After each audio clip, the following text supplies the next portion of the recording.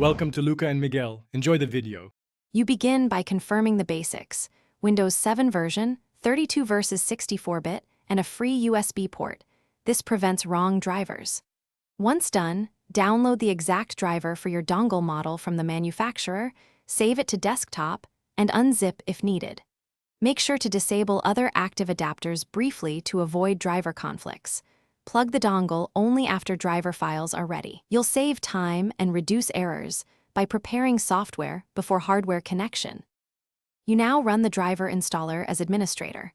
Right-click and choose Run as Administrator to ensure permissions. During installation, follow prompts, and if it requests a reboot, accept it. Then reconnect the dongle after Windows restarts. Once the device installs, open Network and Sharing Center to locate available wireless networks, create a new connection or join an existing one, and enter the correct SSID and password. Doing this order reduces pairing failures and ensures Windows loads the right driver. You finish by verifying the dongle appears correctly in Device Manager without warning icons. If it shows up, Windows has recognized it. Next, use either the built-in Windows Wireless utility or the dongle maker's connection utility to select your SSID and enter the passphrase.